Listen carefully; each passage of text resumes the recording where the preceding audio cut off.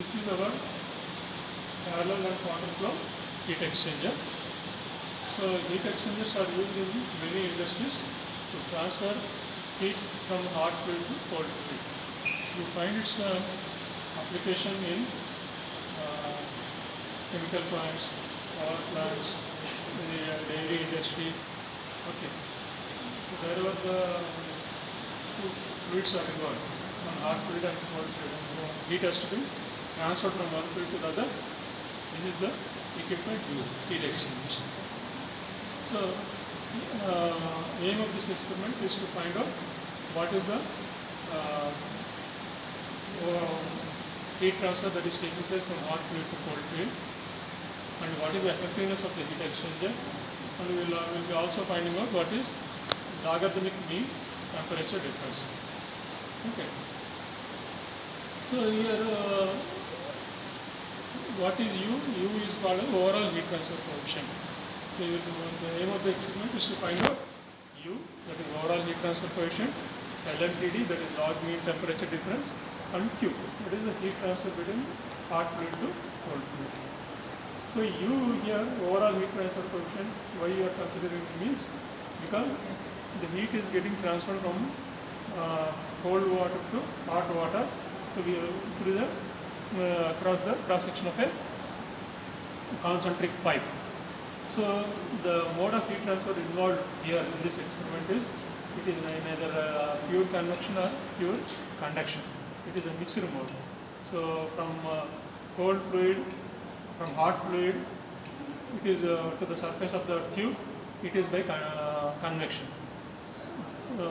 Then from hot side of the fluid to cold side of the fluid, heat transfer, which is occurring through the pipe material, it is by conduction. Then from the outer surface of the cold fluid to the inner surface of the cold fluid, the mode of heat transfer is again by convection. Because it is both conduction or convection is involved, you are trying to find out what is the overall heat transfer. It is the average of conduction and convection. That's why you are finding out overall heat transfer coefficient, denoted as U. Okay. So here, if you see the equipment here, this is your concentric tube. So there is a tube within the tube, and the outer diameter of the tube is 25, and inner diameter of the tube is 21, and the stainless tube is the material, that is the outer tube. It is OD is 34 and ID is 30. So outer tube OD and ID is 34, 30, and inside tube is 25 and 21. So okay. Okay. And here also there is you have to find out as part of your experiment, you have to note down 4 temperatures, that is T1, T2, T3, T4. So T1 is the hot water inlet temperature, T2 is hot water outlet temperature. Similarly, T3 and T4 are the corresponding temperatures for cold water. So in this experiment, you are finding out a geyser. So the geyser is to supply hot water. Okay. And there is rotometers to find the flow of the two fluids, hot water fluid and cold fluid. So this is an arrangement to make the flow parallel and counter. So if right now the hot water always, because the geyser is provided here, hot water always flows in this direction. Hot water continuously flows in this direction. Now this arrow is indicating the direction of cold water flow. Okay. So cold water flows in the outer pipe, hot water flows in the inner pipe. Okay, that is the pipe in the 25 diameter pipe, hot water flows, and in the 30 diameter pipe, cold water flows. So now this indication, this is indicating that the cold water is flowing in this direction. So hot water is always in this direction. Now this knob is indicating that cold water is flowing in this direction. So because both the fluids are moving in the same direction, this arrangement is parallel flow. Now if I change this direction like this, and if I make this, now, yeah. So now this is indicating hot water is in this direction and cold water is in this direction, so opposite direction. So this is your counter flow. So you can carry out experiment for parallel and counter flow experiment. Okay, and these are the rotometers which measures the cold water flow rate and hot water flow rate. Okay, so now I have set the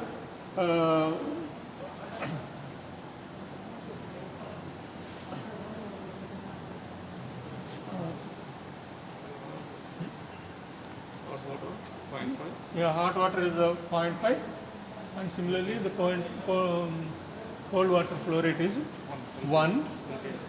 And now I will take temperatures. Now the setup is in the counter flow direction because the knob is in this direction and the geyser is in this direction. Now I take temperatures for the 4 temperatures. So I have to note down T1, T2, T3, T4. Those are the readings which you need to take from this experiment. So here T1. T1, what is T1? It is hot water inlet temperature. T2,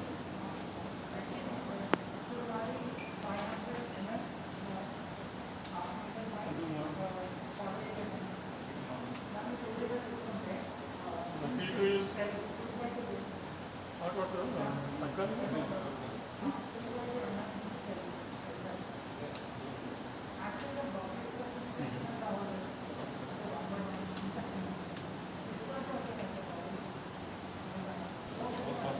Cold water, this is cold water, outlet temperature, and this is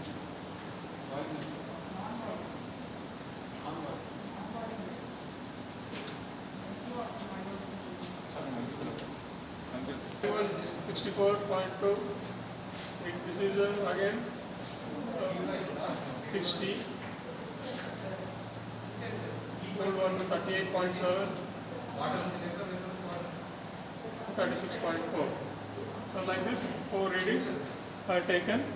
So you take number of readings per hour, or you can also alter the flow rate and take next set of reading. Okay. So now I have completed my counter flow. Completed taking readings for the counter flow. Now I will change the knob here.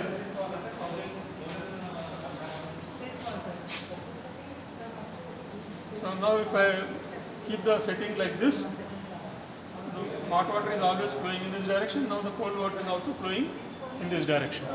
So this arrangement is for parallel flow. Again, similarly, I can take the force temperature reading, that is T1.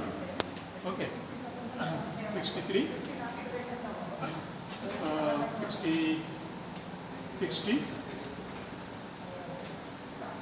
Water inlet temperature 33 and 34.5. Okay, that is cold water outlet temperature. So cold water temperature should increase and hot water temperature should decrease because heat is transferring from cold water to hot water. Okay. So I will explain again the setup. This is geyser. So geyser is allowing the water to flow into the inner pipe. Above the inner pipe there is again one more pipe of OD, of ID 30 and 34. In that cold water is flowing. So both the flow rates can be monitored by this rotometer. So these are your thermocouples inserted here to find out T1, T2, T3, T4 temperatures. And here you can also find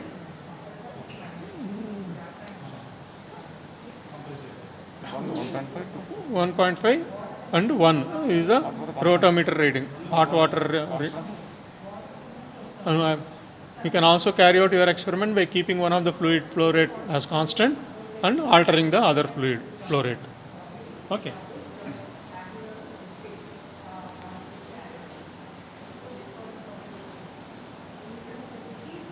Is it okay? Clear?